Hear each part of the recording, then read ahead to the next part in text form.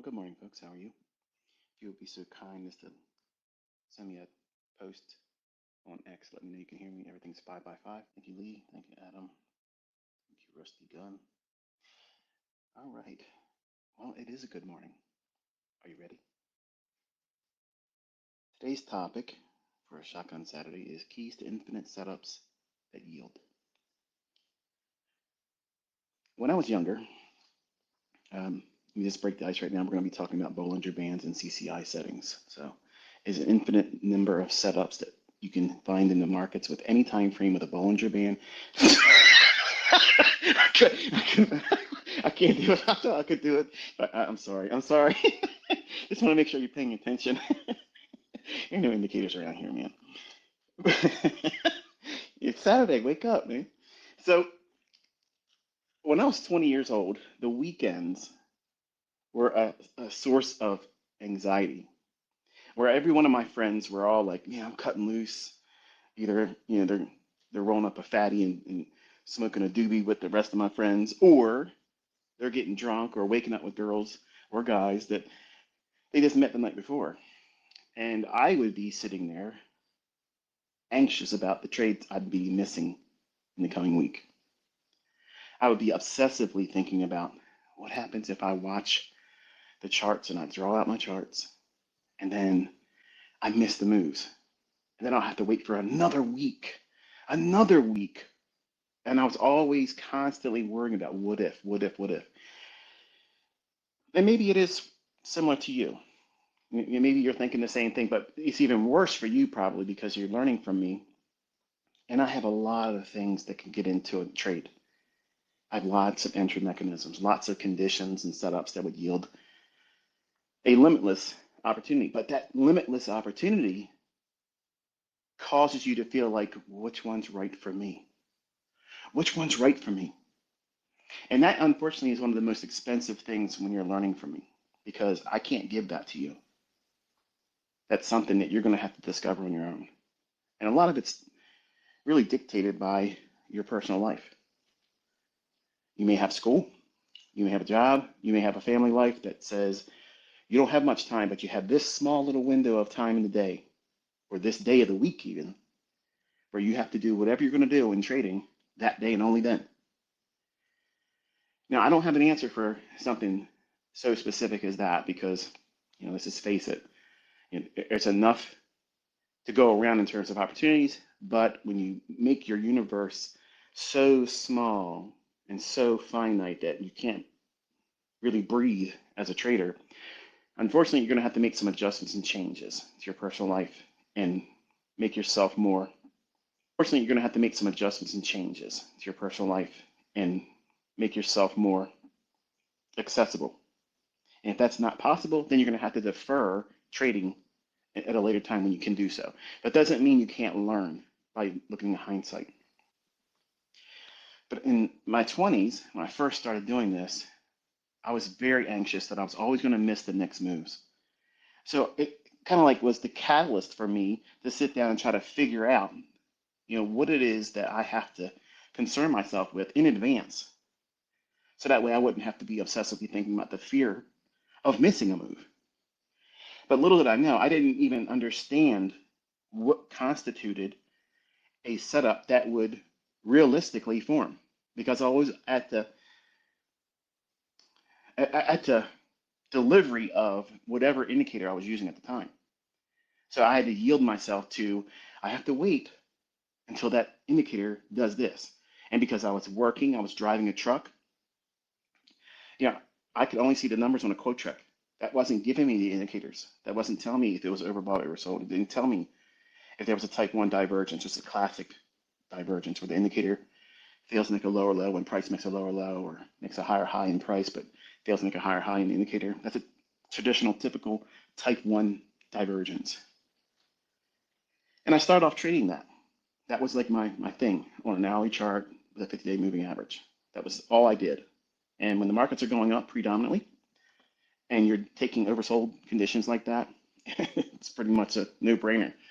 And that was my initial luck in the marketplace because I was only doing one thing. I was a one-trick pony, scared to go short, didn't even know what that meant. But in a truck, like you in university, or you working a job, or you having constraints that your family says you can't do it as much as you really want to because you have responsibilities as a father, as a mother, or whatever. So you can't be in front of the charts when that indicator indicates that there's something for you to do. And that was problematic for me. I wrestled with it. I tried to come up with all different kinds of ways to work around that. And every time I did it with real money, I lost. Every single time I tried to make little subtle changes and tweak it here and tweak it there, trying to crack the code of absentee trader, that type of approach. And it didn't work out well. So the Lord basically said, listen, you got to start studying what has happened at very specific times. Pay attention there. Look there. So when I started looking at charts like that, I stopped looking for how many times a divergence formed. And you've probably done that in the past before you come to me, or maybe it's the same thing with my information. You look at old data, because I encourage you to back test. I encourage you to collect opportunities where it's happened in the past. And you get excited, like, wow, man, look how many times it happens. And you start collecting it and you start thinking to yourself, I've seen it work like 18 times out of the last 20.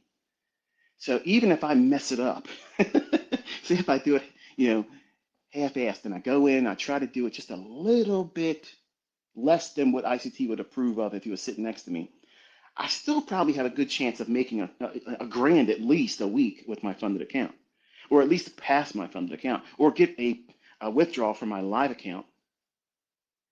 And you kind of like sweet talk yourself into it. And I did all that stuff too, folks. I did all those things. But you have to look at how often you have the opportunity to be in front of charts. That has to be completely worked out in advance. Otherwise, it's going to be a source of stress. If you're in a relationship and they're not on board with what you're doing, they don't care that you really believe that you're going to make money because they didn't see you do it yet. They haven't seen you do it week after week, month after month, year after year, and replace your job with it. So they're not going to have the same affinity for it that you do, or that you're trying to muster. You're trying to encourage yourself to stay focused, to be diligent, do what ICT says, focus, cut everything out. That's hard with your family. That's very, very hard. And I paid a price at doing that. So one of the things that I felt led by the Lord to do is stop looking for the frequency of indicators. And I started looking for the frequency of price delivery. When did the market generally create these repeating price runs? And when my mind shifted from indicator-based revelations in price to that of what tends to happen systematically, what tends to happen on a almost time-based schedule. Not every day, not every instance at that specific time or that day of the week or that month, but by far and large, it usually happens. And in and of itself, that is a huge advantage. And that's what got me excited, where I would have the energy to work 13 hours with drive time back and forth and stay up until the wee hours of the morning on work days and go to work with 2.5, 3 hours of sleep, driving, cranked out on Dr. Pepper, Mountain Dew, like they were my energy drinks. Okay. And I would just literally just plow through my route as fast as I get done. And it never got any sooner. But I was so excited to go home and see what the market did. Now, sure, I watched it on my Quotrek, which was a little handheld device, kind of like an old transistor radio. And for those of you who don't know what that is, you can Google it and see it. I had that duct taped on the windshield of my truck. And I'm delivering candy and cakes and servicing coffee machines and soda machines and cold food machines, trying to get home so I can see what I can do tomorrow. And that completely changed when I said to myself, I have to worry about one thing. I got to be on time. I got to be on time in every sense of the word. I got to be on time to be in front of the charts when it should move. See, that's one of the biggest things that I discovered when I was chasing every educator, every author, every book that came out, every new course, every new thing that came out, every new gimmick. Every person mentioned that this is the person. This is the person. And you see it when I make a post on X and other people that have a larger following. When they make a post, you see these bots that come up. I stumbled upon this guy here, this gal here. She's doing amazing things. Thanks for making $10,000 for me. That kind of stuff worked real easy back in the 90s. And I fell victim to that kind of stuff. Today, it's kind of cheesy and nobody should pay attention to that. Because if you're chasing constantly, and maybe I'm one of those individuals for you right now, if you listen to what I'm going to talk about today and really take it to heart, I promise you, you won't chase anyone else ever again. You'll stop and you'll look in the mirror and say, I am all that I need. It's very simple in terms of trading, but what makes it hard is you can't get out of your own way. And I was like that for myself. I complicated things. I wanted to be perfect. I wanted to be right. I didn't want to lose. I only wanted to have an equity curve that went straight up. I never wanted to miss a move. Now think about the practicality of that. Is it realistic? No. But as a young 20-year-old and making a little bit of money in the beginning with luck, you tend to lie to yourself and you say, man, I'm the bee's knees, baby. I got this all figured out. I'm not natural. I wasn't good in sports, but look how good I'm at this. So you fill your head up with all kinds of nonsense and you start believing it. Until the market shifted from a bull market to a bear market, and then I couldn't do anything right. So I had weekend anxiety. I worked all week to make very little money, to spend the weekend stressing. And maybe you're feeling that. And I want to just gently remind you that you're thinking about it too obsessively. And you're placing a scheduled arrival of your understanding that you don't know when it's going to happen for you. But you have to free up that possibility for you to have it happen whenever it's supposed to happen. As long as you're diligent and you apply yourself every single day, even if it's just 30 minutes a day, studying, looking at what the price has already done, but specifically studying when it did it, on what day it did it, on what week of the month, of what year, 12 months, what months are real active. When I listened to Larry Williams in his course, he mentioned this day of week. And I'm like, this guy's got it down like that. No wonder he turned $10,000 into $2.2 million. You heard that right. He just got hurt and dropped down and drawdown, but ended it with over $1 million for the year. So I was thinking to myself, if he's got it figured out like that, he's got himself to a position of control over himself. Now, maybe if you listen to him and when he's been honest and he's came out and said, look, it was real hard to be around him that year in 1987 because he was focused. He was really dialed in. He had no time to be talking with anybody else, even his family members. I'm sure I can relate to that because in my 20s, that's how it was every single day. Every single day, I felt like I was in the Robbins Cup. And I was only trading with a $1,500 account. I was trying my hardest to do it on a credit card loan. And you guys got it made, man. $100 here, less than, and you can have the imaginary $50,000 funded account. Come on, man. You have all the advantages, but you're placing so much emphasis on being there right now, so fast, it's unrealistic. And when you can't fulfill that, you can't live up to that, you start beating yourself up. Even if you don't journal, you're talking to yourself while you're driving, you're talking to yourself in the shower. Man, I'm so stupid. Why'd I do that? Isn't it amazing how after you lose, after you blow an account, you start thinking how great that trading system would have been if you just would have followed it? Like, I did all those things, built up this plan. This is what I was going to do. And then I did everything but that, lost money. And now you really love the trading plan. It's like a girlfriend or a boyfriend that you didn't really appreciate when they were with you. But when they're gone, absence makes the heart grow fonder. And I went through this cycle over and over again, looping, looping, looping. And I said, you know what? The problem is I'm not on time. I'm never on time. So I have to be acclimated to when the market is going to do something. So it was very amazing, astonishing, revelation for me to go through time-based studies and see that there's this repeating thing that happens all the time. All the time. It does these things over and over and over again. So when I sat down, I thought to myself, I'm going to make a market where I can codify, where I don't have to think about it. I don't need to think about it.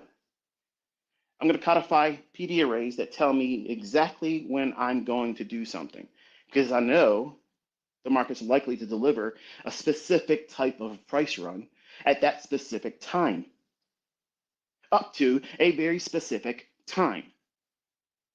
Now think about it. If you knew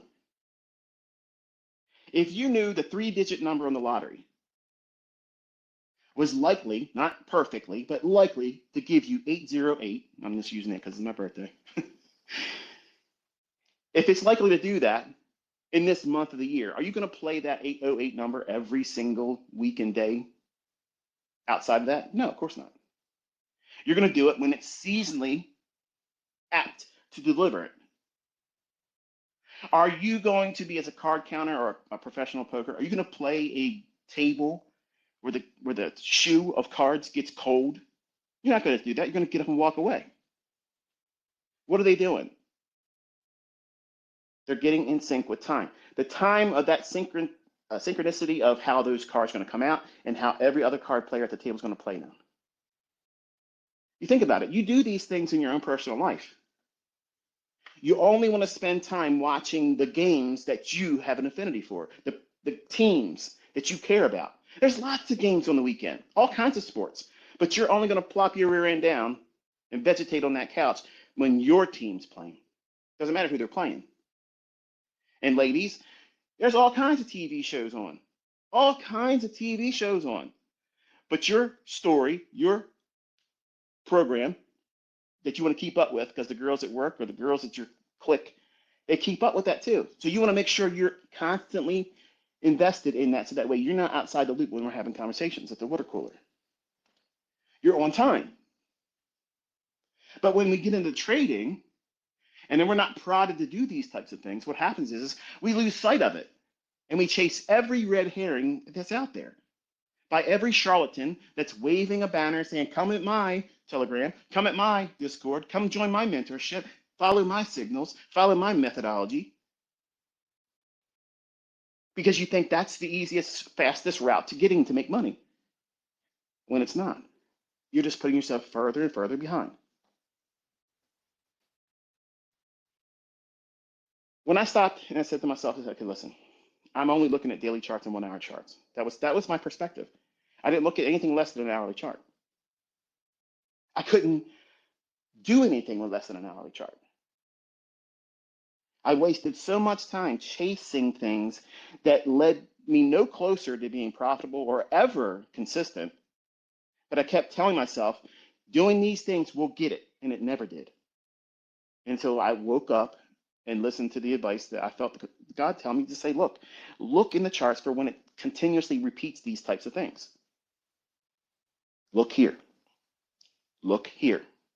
That's what I heard. Sometimes it was audible. Sometimes it was inside my spirit. Like sometimes it was my own internal voice. And it sounds crazy if you don't have any faith in him, but that's how it worked. That's how it happened. And I started looking for price runs that would occur at the open at 9:30 for S&P. When the currencies would open up, I traded currency futures, not Forex. I didn't really gravitate to full Forex until 2006. I traded Forex a little bit earlier than that, but I didn't touch it completely and 100% leave everything behind until 2006.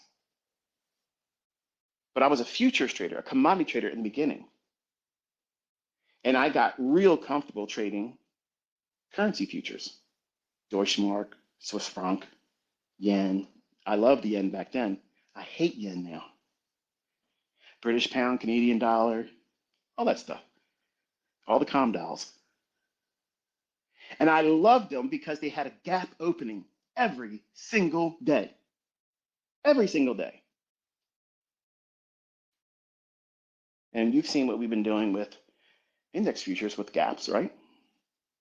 apply that same logic to currency futures, not Forex, currency futures. And you'll see similar things are there. There's a price run that always took place at a very specific time trading bonds. And once I discovered that, I locked onto that and said, I don't care about currency futures. I'm a bond trader. I'm a bond trader. Because I saw something in that market first as it relates to time. And I said, well, now I didn't know it right away. It was months and months in the first year of me doing it. I was like, wait a minute. I'm talking to my uncle and I'm telling him, I said, Uncle Stan, like I got something in bonds. It's just so good. But I'm afraid to talk about it because I'm afraid if I talk about it, I'm going to jinx it. And he's already proven it at that time. He's not interested in listening to me because he wants to be a contrarian. I'm buzzing on this idea that I got something that nobody else has talked about. No one else talks about this. I was even afraid to ask Larry Williams by writing to him and saying, listen, do you, because I was like, maybe he doesn't know. And if it's really, really good, he'll treat it like he did with the turtle stuff and, he'll teach it. I didn't want to share it with anybody. I was like, this is so good. I don't want to share it with no one. And I said, you know what? Let me see if I can start doing that same thing in my previous favorite markets, the currency futures. Wouldn't you know it? It's right there too. And I'm like, what in the world? How did this escape me? All this time I'm looking at 50-day moving averages and stochastics, 5 by 3 by 3 smooth on a Williams percent R and stochastic when they agreed it was overbought, oversold, but the divergence occurred in one or the other. It doesn't matter. It didn't. Both of them didn't have to diverge for me. But when they were oversold and one of them diverged bullishly, the next day I'm waiting for the open and I'm waiting for it to go down below the opening and I'm going to buy it on a stop as it goes back above the opening price. That was my methodology then. That was the very first inner circle trader. This is my step by step. I'm not thinking about it. I had to have a mechanism like that to get me in because I couldn't be in front of the phone constantly call the orders in. So I had to put resting orders in, but I had to get that opening price. And I could get that on the Quotrek. As soon as it popped up on the screen, I got my opening price, and then I watched and see if it started trading lower. If it went lower when I was looking to go long the next day, and the next day is what I'm looking at in the charts, not the charts, on the Quotrek, with my truck, I would already have the phone number from my broker in my hand, running to the payphone, because that's how we did things back then. I had to have quarters in my pocket, run to the payphone, or if I'd run into an office building and I was doing the delivery for the snacks and cakes and whatnot, I would ask somebody, look, can I borrow your phone real quick? I got to call the office. And yes, I was lying back then, okay? But I was desperate. I had to get the orders in. So I'd call, had to wait for them to answer the phone. Lynn Waldock, yes, H desk, please. Hold 1 second. You get the whole time the market's moving around. Imagine doing this today with the volatility. It's nerve-wracking. But you place your order, buy on a stop above the opening price. Stop losses, back then I could tell the broker, whatever the low was, that's where I want my stop, one tick below that. That was my mechanism. I could only afford one contract. I was trading mid-AMs, which is kind of like the equivalent of a half a contract for today. Like we have mini, and then we have micros, which is 1/10. Well, back then, we could trade mid-AMs, which were like half the size of the full-size contract. And then I'd watch and stress about it all day long. And in the last part of the day, it would flurry and move in my direction. And when I was right, and I'd like, yes! Woo! Do my Ric Flair strut, coming out of the truck, getting into a new office building to get my inventory. I got to fill back up in the machine. It was fun. It was fun when I was winning. When I was losing, it sucked. Because when I lost, I felt like I wanted to throw everything away.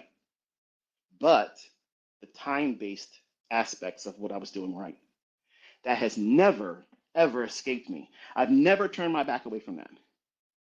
I've had entry strategies I've created for myself, and I've abandoned them. I've had full-blown trading plans that I've abandoned. But I've never, since discovering these very systematic time-based price runs that occur in price action every single day, every single week, in every market, I've never left it. And last year and this year, I've been teaching it slowly. I've been revealing a lot of those things to you. Some of them, well, you saw in the silver bullet.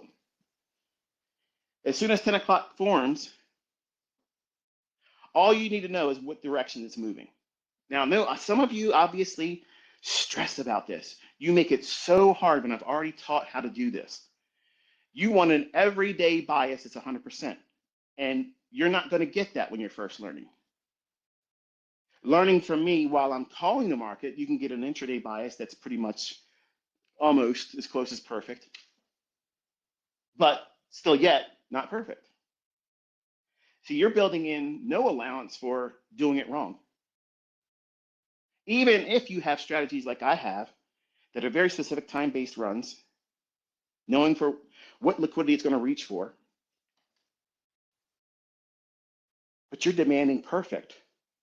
You're demanding perfect. You get caught up when I say, look how the algorithm delivers perfectly. That's not me saying, look how you perfectly traded that bottom tick, top tick, and you got nothing left on the bone. That's not what I'm saying here. But because you're young as a trader, and you're very, very influential, and you're very subjective about what you listen to, you only want to listen to the good sugar-coated stuff. You ignore me when I tell you you're going to lose money. You ignore me when I tell you you're not going to be perfect. It's going to be hard for you. You're ignoring all that.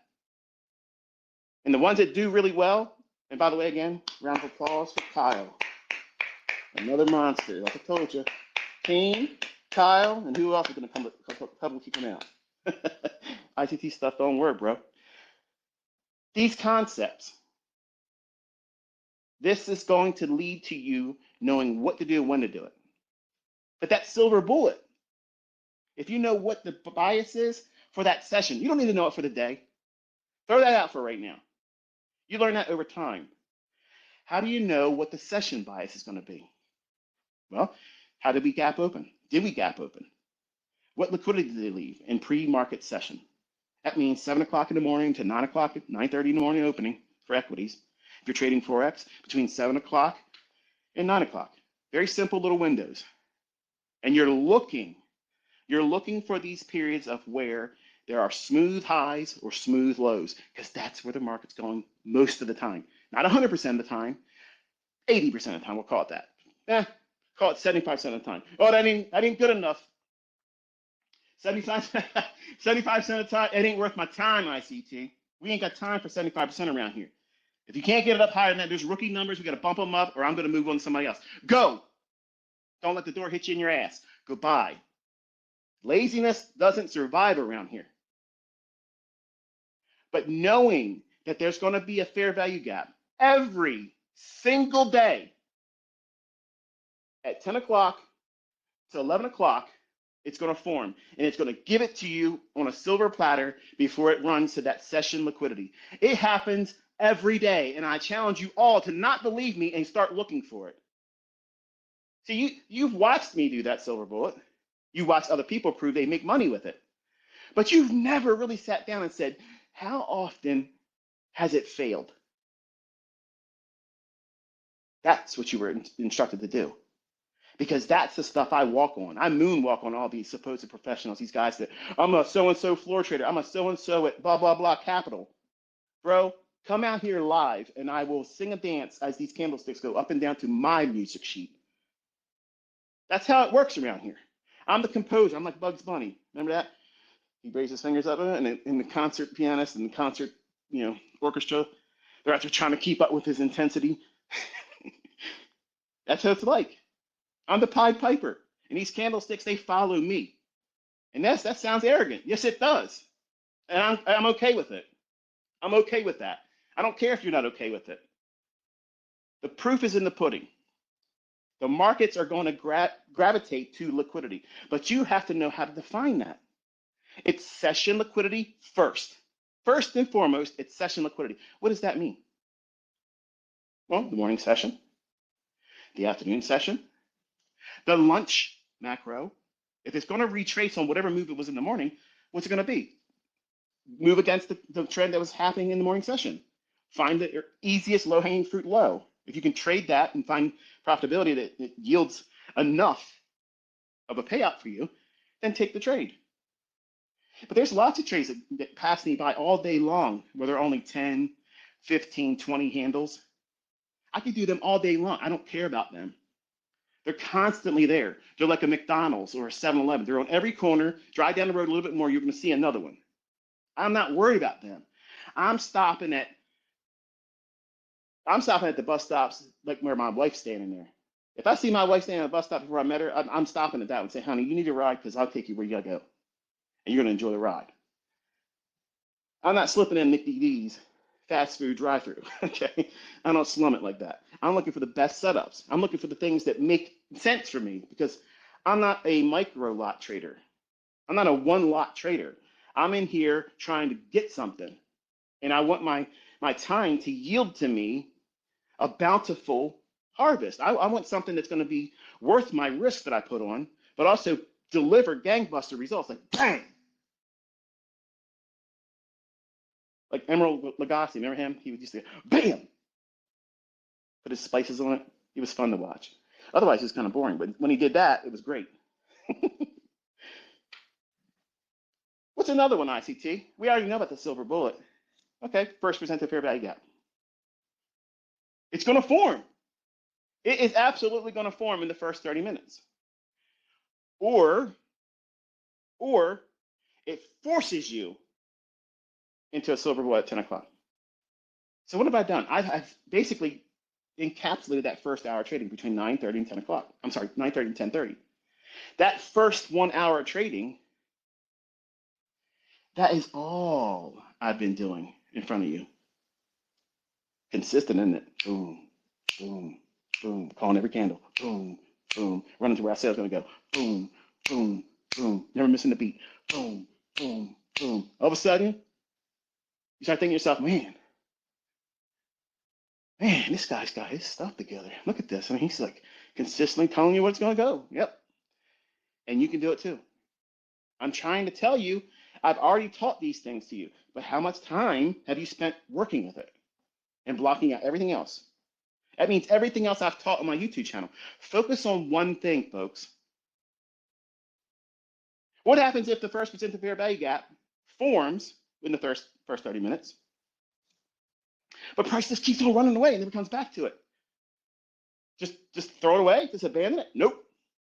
Absolutely not. Wait till 10:30. 10:30 is that first hour trading. In that first hour of trading, you have the bulk of all this large influx of big conglomerate liquidity coming into the marketplace. It's shoved into the marketplace in the first hour. That's why there's so many opportunities for price to move around and gyrate. But after that first hour, if it's a trending day, it's obvious after the first hour. And it just continues and continues and continues until the close of the day.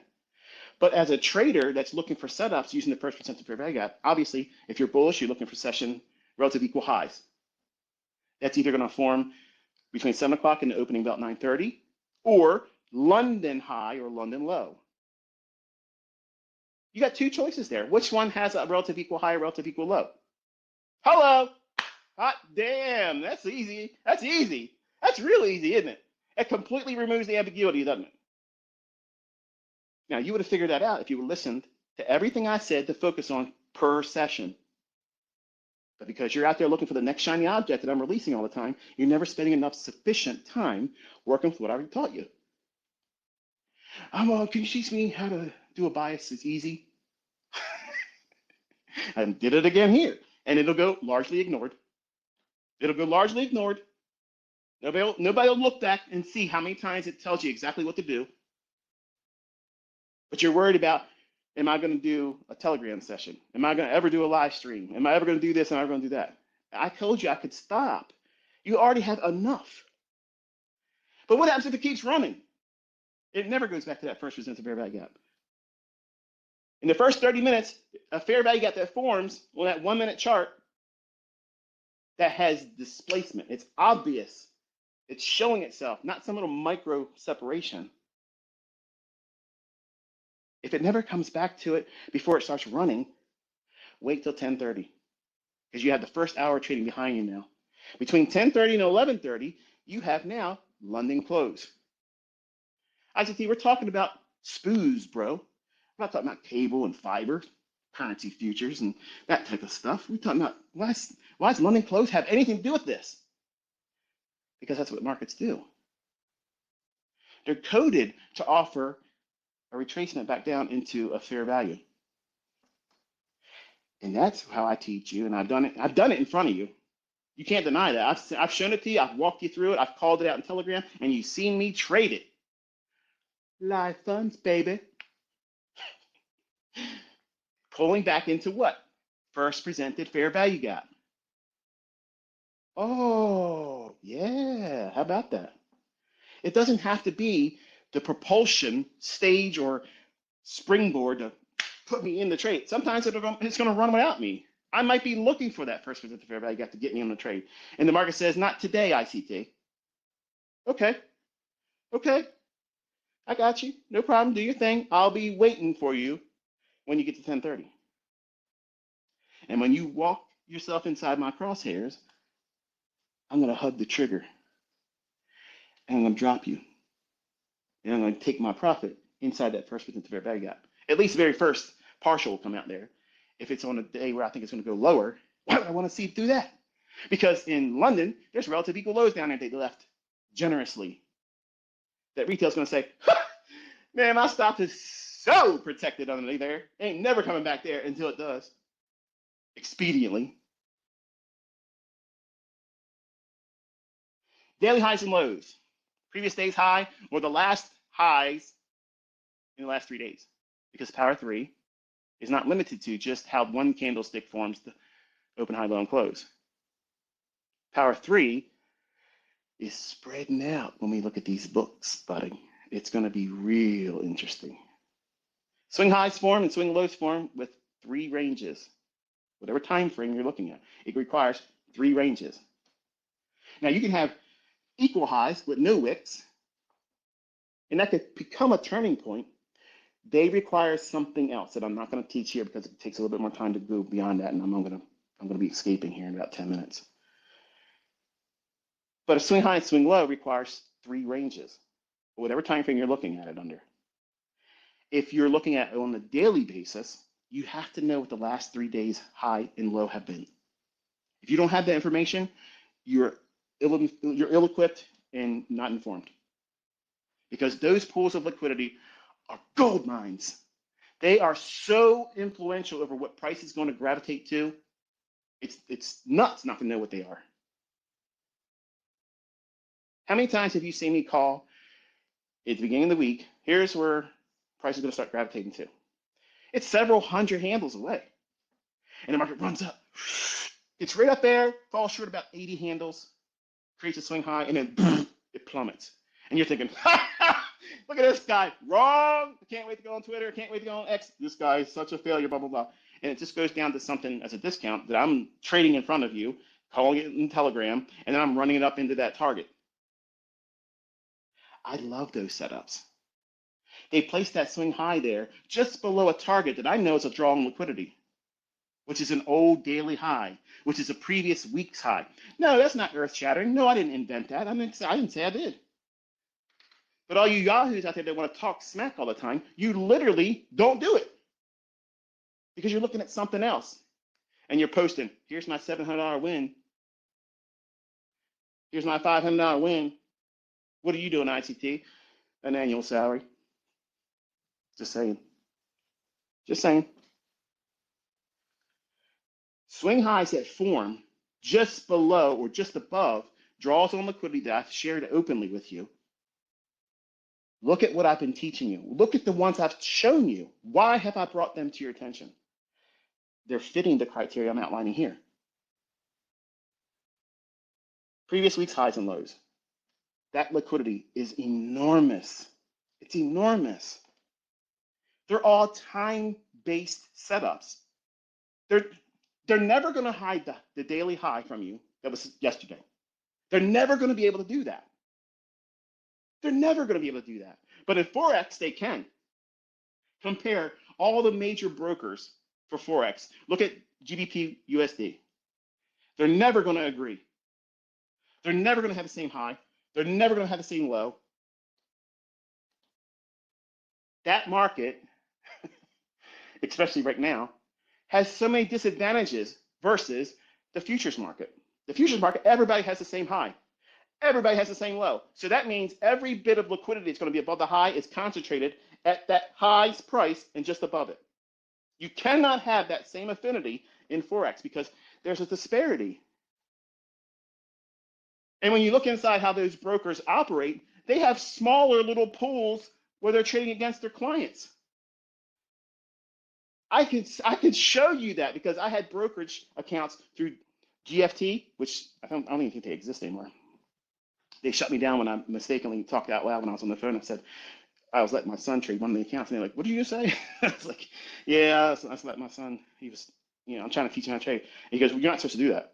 And I was like, "Well, just pretend you didn't hear it." And he finished the conversation with me, and immediately they sent me notice that they closed the account. Okay.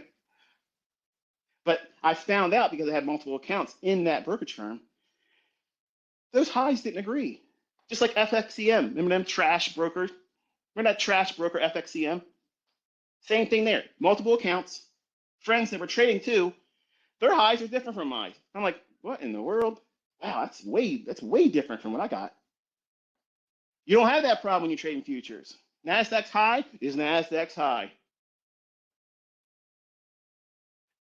But having that pool of liquidity, it's time-based. It's time-based. You're never going to be able to hide it from you, ever. They're never going to be able to hide it from you. New week opening gaps. You've all fallen in love with them, haven't you?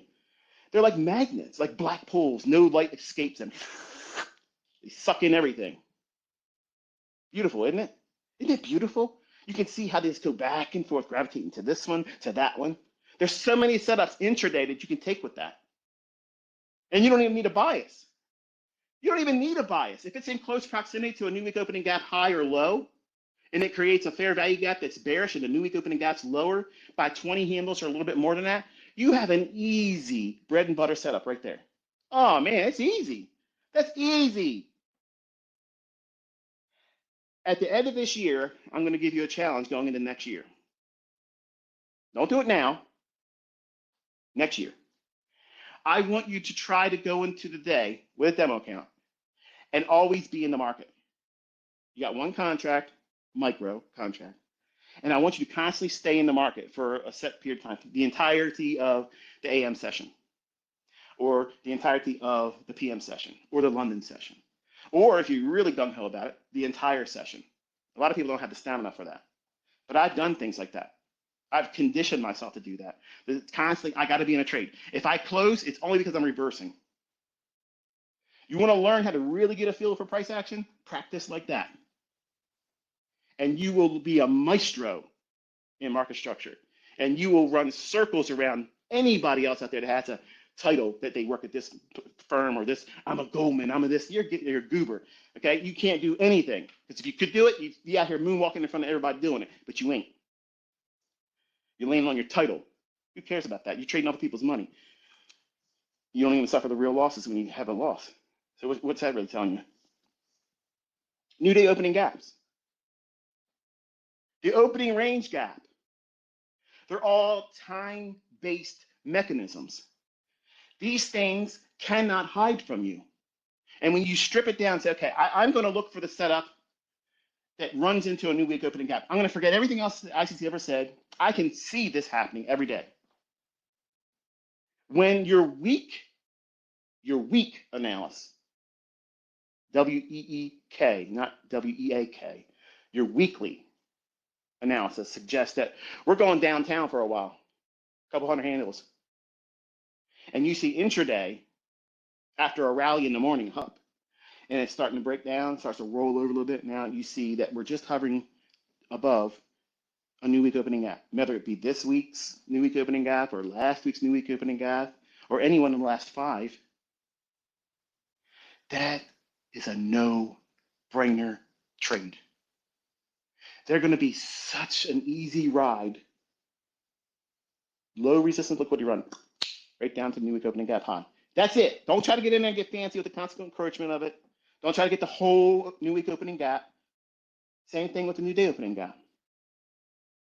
If you use these as little Magnets. You're tossing your coins in the direction of that magnet when you put a trade on. Sure, not every one of those coins are going to be magnetizing, gravitate right to it. You might miss a little bit of the move. Even if you get close to it, it's just like in horseshoes. If you get out in the direction of that new week opening gap or new day opening gap from where you entered, if there's a difference that allows you to make your ends meet, your car payment, your car insurance, pay for your groceries for that month, you know what you're doing? You're eating. And in this world right now, that's the number one priority right now. You're not about getting rich. That can happen over time. But you got to learn how to eat by your own hand, not the person you're getting a paycheck from each week or biweekly. You got to learn how to do this on your own. And you have enough tools now. You have enough things from my repertoire, my arsenal, but you aren't doing anything with it constructively. You have to strip it down and say, okay, when am I able to do something in the marketplace? And which one of these tools am I going to use to draw on for liquidity? Because that's the secret, folks. You want to know the secret to trading? Where is it right now, and where did it come from? Where did price just recently come from? Did it just run below a swing low? Okay, if it did that and you have relative equal highs above you, you have a 90+% chance that that thing's going up there. Even if it fails to go up to the relative equal highs, you have something that will yield you opportunity to take something out partially.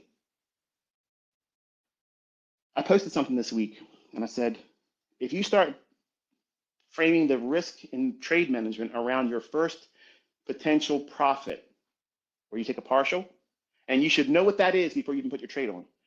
If you're rushing in there, oh, I gotta get in there. You're not doing what you're supposed to be doing.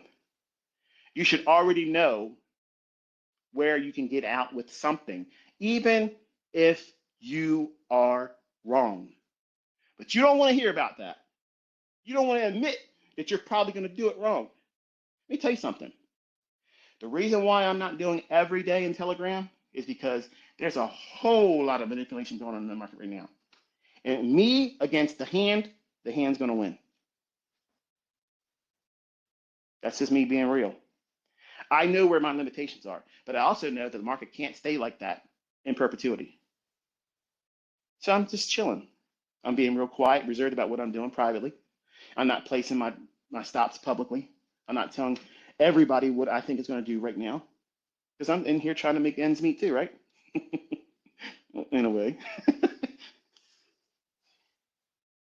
So what are you going to use? What are you going to have your core model wrap around? What is it drawing to? It's not your entry mechanism. I have 80 plus of them. The ones that are constant, that always agree all the time, no matter what I'm trading, what model, are these periods of where the market creates this pool of liquidity. Inefficiency or liquidity. And they are perfect. They're perfect in their understanding of how it's going to draw price at that time. If it doesn't draw to them and it starts to move away after I enter a trade and it says, no, I'm not interested in going down there, then it's easier for me to cut the bait and say, okay, I'm going to take the loss here. I won't let it take my stop loss. It gives me clarity. A lot of you ask these questions that I've answered without actually addressing them, verbatim. A lot of the questions you all send me in my comment section or post to me on X, I have answered all those things in the natural delivery of the content. But you're looking for a way to avoid 500 plus videos when not all those videos should be looked at right now. Why all of you are still studying the old stuff when I've been presently calling it live right now is beyond me. I don't understand that. Like that, you stand in front of a magician, a world-class magician, and you're there to learn how to do and perform magic. And say, listen, David Copperfield, hey, listen, which one of your old CBS broadcasts do you recommend that I watch to learn from you while he's doing a workshop for free every single day? It doesn't make any sense to me. That shows me that the person that's asking that question or trying to do that has clearly no idea what they're getting involved in. They're not prepared. You're not even ready to be doing anything in the marketplace. If you're thinking like that, like Imagine going to buy a car. It's a used car, but it's a vintage muscle car. It's decked out. It's been well preserved. And you say, hey, look, I'm here. I'm interested in your car. Okay, you want to test drive? Nah, nah, nah. I want to look at what other cars you have. How'd you take care of that? It doesn't make any sense. Where's your focus?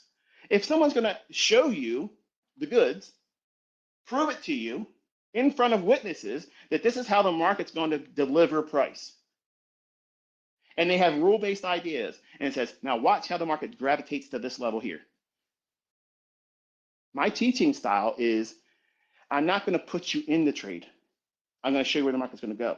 Why did I do that?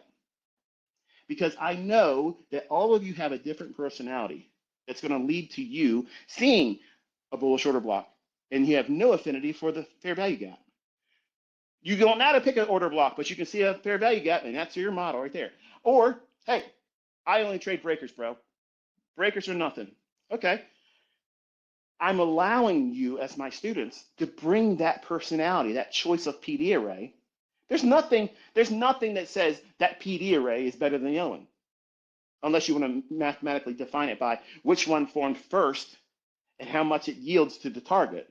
That's the only way you can adequately say which one's better. And I'm saying that, regretting it already, because you're now thinking, okay, so now my pursuit, he's saying, without saying it, it's code word to look for. I didn't say that at all. Not everything I say is a mystery. Okay? Not everything that I'm saying is meant for you to go in and start thinking, he just said something. Let me start cracking the code. It's this plain, simple logic. Your choice of PD array is perfect for you at this moment in your career, in your development. It doesn't mean that that's going to be the one that you stick with all the time. But once you learn how to use it, you have that behind you now. It's in your belt, okay, your utility belt.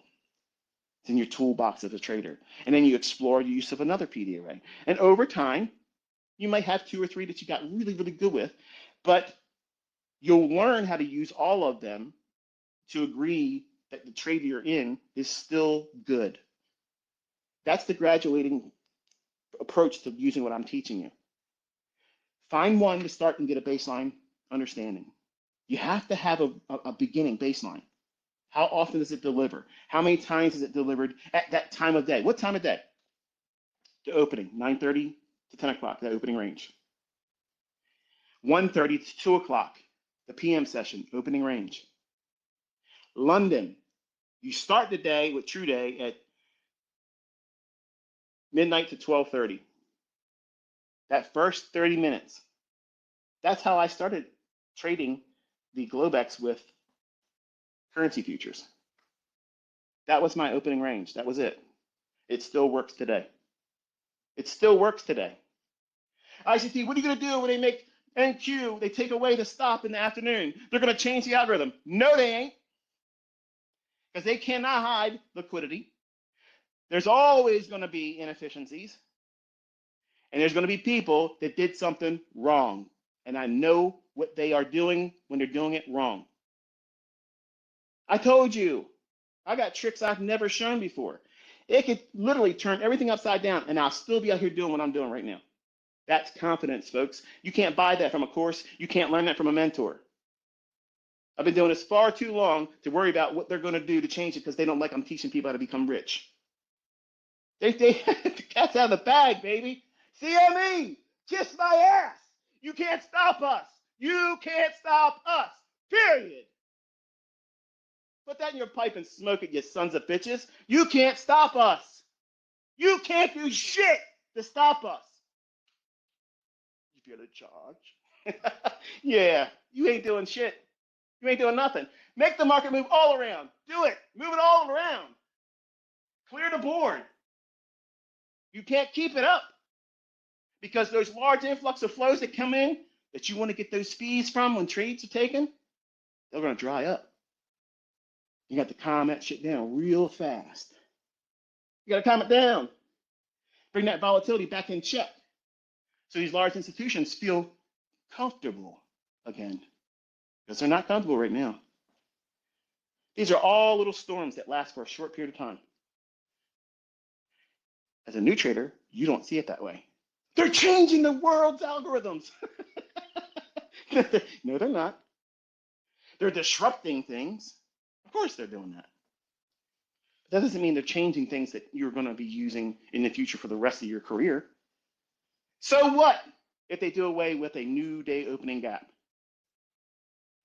I got tools that they don't know I got. There's things that are just tucked in behind the code, just behind that source code that they don't know shit about.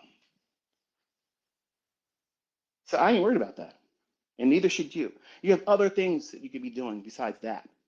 There's other things I taught you besides the new day opening gap.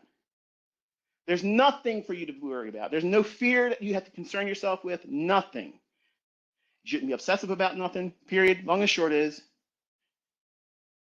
all of these PD arrays in concert with very specific pools of liquidity within specific times of the day, days of the week, Monday, Tuesday, Thursday, Friday, beginning and end of the weekly range. What happens if it's quiet on Monday and Tuesday? Well, you know what's happening on Wednesday and Thursday. You're going to have range expansion. Where do they leave the relative equal highs and lows on Monday and Tuesday? Because that's what they're going to gun on Wednesday and Thursday. How do you know that? Well, I know with a 90% likelihood it's going to happen like that when the economic calendar says there ain't nothing to worry about on Monday and Tuesday, but Wednesday, boom. What happens when they have CPI and PPI? You know, nobody can predict that. I don't try to stand in front of it. When I was younger, I tried. And I was picking up my ass with broken fingers and missing teeth. It's not fun. It would cleanly sever you. Let it happen. Let it happen. See what they left. Because the first point of indication you have right there is as soon as they rip that market higher or lower, the lower high that formed at 8:30 when that news report comes out, that's where they're going to take it back to. Because they know somebody gambled. And they're going to come back there and knock them off and keep running over top of them and go the other direction, or go back in the same direction and do half of the move that the report came out, or continuously go in that run after the report came out. These are things that can't be hidden from you, folks. But see, you don't think that way because you're looking for the Reaper, the Wraith, the Silver Bullet's second cousin. You're always looking for something new that this is going to be easier for you. Notice it's not getting any easier for you. It's still staying the same. But I'm giving you a menu to choose from how you're going to sit at the table and eat. How are you going to do it? What utensils are you going to use? You're going to feed yourself with a butter knife? Or are you going to use the spoon? The fork? Think about it. It's etiquette. You have to use proper etiquette when you're dealing with the marketplace. Which PD array are you going to eat off of? When you get down, you sit at a nice five-star restaurant, you don't sit down and say, hey, you, take a look at this. I'm here. Watch this. And start just grabbing whatever you want with your hands. Or eating with the wrong fork. Instead of a salad fork, you're eating with the entree fork. You're messing things up. There's an etiquette to it. And you have to know what your model and what its approach is and how it's used. That's etiquette. You're not trying to do things outside your model. You're not trying to do something that you're not supposed to be doing. All of these setups I've mentioned, these conditions, they have an infinite level of yielding supply to you. I could remain silent for the rest of my days on this earth. And what I've said to you today, for those who have been with me for a while, and you understand what I said, because I know some of you are brand new, you're like, I have no idea what this guy's talking about. Why is he yelling? To get your attention, because I know some of you are falling asleep or bored. Grabbing you by your lapels and shaking you. Listen, you're looking at the wrong things and obsessing about the wrong stuff. This is what you should focus on. That's what makes me ICT. I know what time it is. I know what time it is. And I also know what time it's going to get there. I'll never teach you that. But I can teach you when it will start. It doesn't do anything to me. Can't get in any trouble doing that. Bottom line is, you're seeing my students doing it. And there's a new influx of new students proving they can do it in their own hands. I'm not guiding them. I'm not guiding them. They have worked for it themselves. They put the time in. They worked on studying. They back tested. They don't care what anybody else says about me or whatever I taught. They don't care about that stuff because they have seen enough. The little bit of study they've done, they say, I see something there. I'm not going to let go of this like a pit bull in a pork chop. I'm not letting go. I'm not letting go, damn it. I'm going to figure this out. And you need to have that tenacity. Because if you don't have that tenacity, you won't make it here as a trader. I don't give a shit if you're learning from me or someone else. I don't care. You need to know that this is for you. No one's taking it from you. Try me. I ain't never letting go. That's your attitude. That's how you're supposed to have it, that mentality. If you don't have that, you need to muster it. You need to build it up inside you and say, you know what? This is from me. No one's taking it from me. And I'm not going to be denied. You can't. You can't withhold this from me. When you have that, unstoppable. Unstoppable. And then when you have the model in your hand and you know exactly how you're going to perform with it, you have no idea. You have no idea the potential you have then. Every goal that you ever set, smashed. Every goal that you ever imagined within your reach, smashed. And you look around and say, man, I did not have high enough goals. This was too easy. This was too easy. But while you're going through it, it seems impossible. It seems like you're never going to get there. You'll never get there if you quit. If you listen to other people, you're never going to get there. You're inviting people that are stupid. They're ill-informed. They have no idea what they're talking about. They're not doing it, so why are you even listening to them? They're not doing it. So why are you taking other people's advice that aren't doing shit? If they're not doing better than you, they don't have any opinion on how to make you better. But you all listen to that stuff. Cut it out. Cut all that stuff out. Go right to the core of what you're doing this for. You want to be self-sufficient. You want to be able to make this money on your own. You don't want to listen to me. You don't want to listen to anybody else. You don't even want to be on social media. Fuck these people. You don't want to give a shit about what they say about you. You don't care. You don't give a shit if they see what house you live in. You don't give a shit what kind of car you drive, how much money you got in the fucking bank. You don't care about none of that because you're living your life. You're taking care of your family. If this fucking offends you, I don't give a shit. Move on down the fucking road because this is where the rubber meets the road, folks. No one's going to protect you. I can't protect you. You're going to fuck it up if you fuck it up and you did it in your own hands. But if you do the due diligence and say, I'm cutting all the bullshit out today, I'm cutting it all out. I got no excuses now. He said it. I got no excuses. It's there. It's in the charts every single day, every single week. What am I going to do with it? Not one of my students is doing everything I ever taught. Not one of them. The ones that are millionaires, they found one thing that made sense to them and said, fuck everything else. I don't need it. This works. This works. It works in my hands. I don't lose sleep over it. It's what I needed the whole time, and I recognized it, and I don't tinker with it. I don't try to improve it. It delivers. Done. You don't go in and tell your boss, you know what? I worked last week. I said to myself, you know what this guy needs? I need to fucking work for half my salary. I need to do my due diligence to make this company better. Fuck it. I'm giving half of my time, half of my salary for my time because you know what? I care about this company. Fuck no, you're never going to do that. You're never going to do that. But that's exactly what you're doing when you half-ass trying to learn this. This is the hardest, easy money you've ever made. And the only thing that complicates it is the person you see in the mirror. How long are you going to let that person in the reflection of that mirror hold you back? You got to tell that person that you're looking at in that mirror, why are you dragging ass? Why do you keep messing us up? Move out of the way so we can get there. It doesn't matter who else agrees with us. It doesn't matter who else believes in us. I believe in me. I believe I'm going to do it. You may not see it yet, but when I look at you again, months, weeks, years from down the road, you're going to see what I already see because this mirror lies. It's showing you something that you don't look like when I look at you.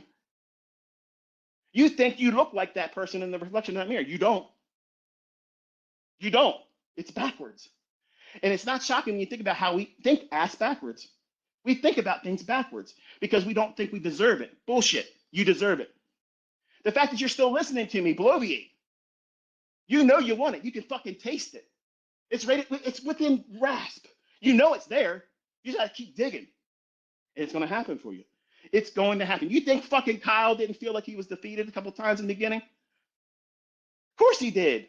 Kane, you think he couldn't fucking have a bad day and think, man, this shit's never gonna happen for me, bro? What's going on?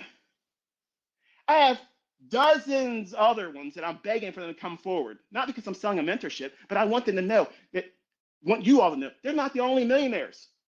They're not the only millionaires. But they don't give a fuck about you. They don't care about your opinion. Why? Because they're living their life anew, brand new, new step, new spring in their step. Why? Because they don't need ICT no more. And guess what, baby? Woo! That's exactly what you do when you graduate. Fuck you, ICT. Thanks, brother. See ya. That's exactly how I want you to do. I don't want you tethered to me. I don't want you constantly tethered to me. I want you to say, thank you so much, but I ain't got time to be messing with you no more. I got things to do. Places to be, gone. That's exactly how you leave the nest. That's it. We're done.